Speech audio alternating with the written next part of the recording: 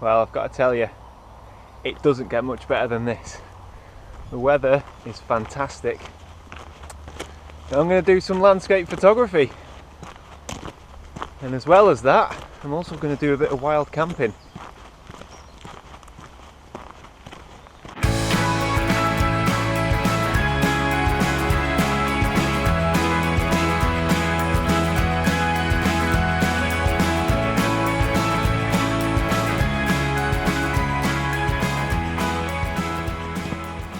So the plan is to walk up to the summit of Place Fell, which overlooks Ullswater and the Helvellyn range.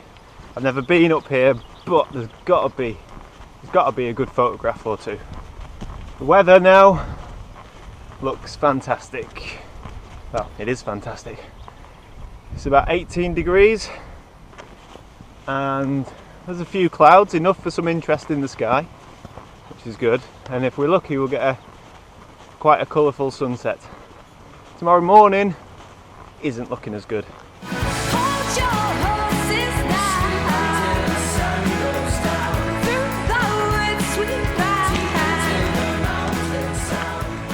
May as well be in Spain.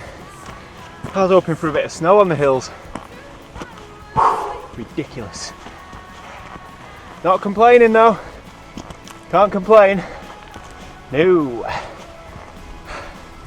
Gotta get what you're given and use it to your advantage. So I've arrived at my campsite. I've got a bit of time. I thought people might be interested to know what's in my bag, because it's not easy bringing enough gear to camp comfortably and enough gear to take some photographs. So first of all, I've got my tripod, which you can see here. It's the Manfrotto carbon fibre. Not too sure of the model, I can look at it, but just get the details on my blog. Bango Banshee 200 tent. I've gone for a 2-man tent because there needs to be enough room for me and my dog and my bag. Unfortunately the dog couldn't make it today, but he'll be coming along next time. Map, always. And then here, my sleeping bag, pork pie for dinner, stove, gas, lighter, mug, spoon, everything you need.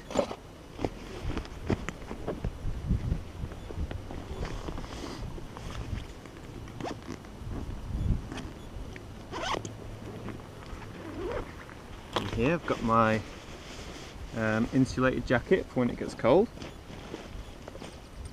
Whiskey. This is sort of my emergency bag. I've got a GPS in here, I've got batteries and a compass. Filters. Dinner.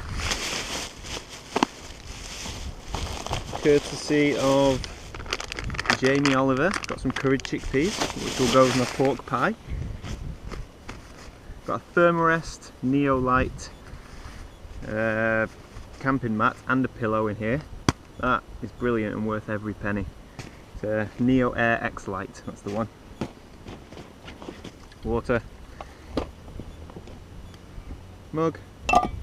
Some long johns in case it gets chilly at night time. And of course I've got my camera here, and I've got 5D Mark III, 24-70 lens and 70-200 lens. A little cloth in case I get a bit of dirt on the glass. And that's everything. The reason I opted for those two lenses is, I mean, well, what we'll say 24-200. We've got a full range there. I could have brought my 21mm, but it's too heavy. So I'm happy with that. If I could only bring one lens out to the mountains, it would be a 70-200. I think these are much better for landscapes and mountainous areas than a wide angle lens. You get to compress the perspective much more and create much more drama with this. Okay, so now I'm going to set up camp and take some photographs. I've set up camp just in time, and I was going to take a photograph from my campsite here because it's quite a nice view, but spotted what looks like the beginnings of a cloud inversion over there. So what I'm going to do is have a little wander, see if I can find a better viewpoint. We might be able to get quite a nice image of that, and then I'll come back to the tent and see if we can get some nice dusk shots.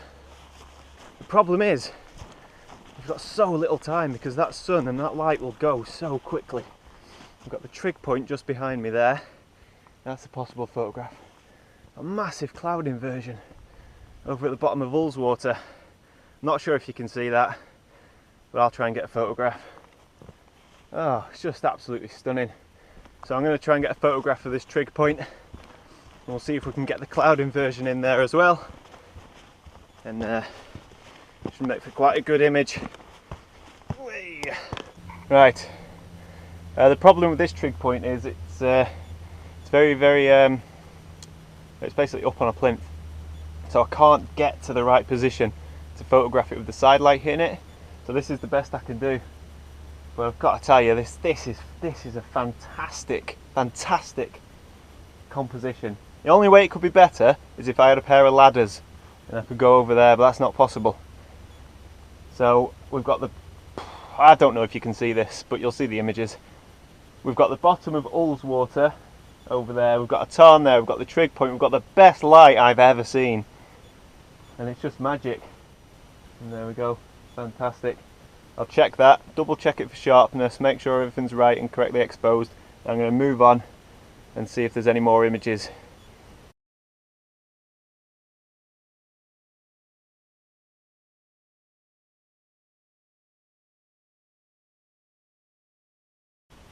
I've always said, oh, you've got to be in it to win it.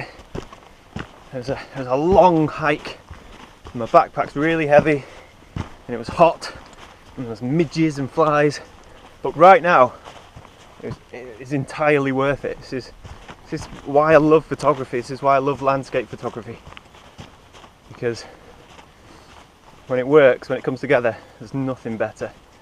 It's fantastic. So while I'm waiting for the light to drop, I thought I'd give you a quick look at my setup. Well, I say my setup, really what I want to show you is my view. We've got the food on the go. We've got a stunning view.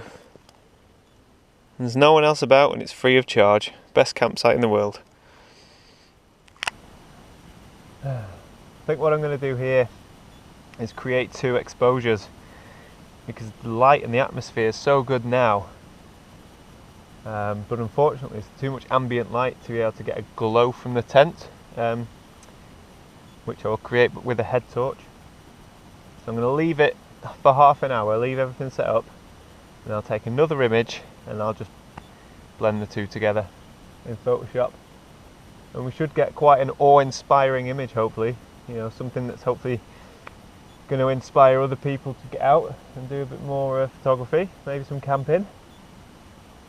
But that sky is stunning, it really is. Looking down the valley, everything's covered in cloud.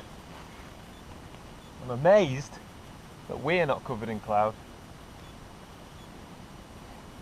But you never know, we might wake up in the morning and oh, this might be a big cloud inversion. How good would that be?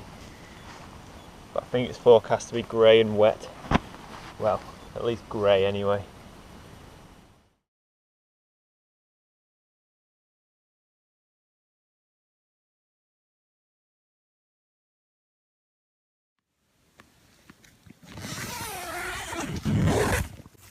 Good morning everybody. It's 5:30 and it's absolutely stunning.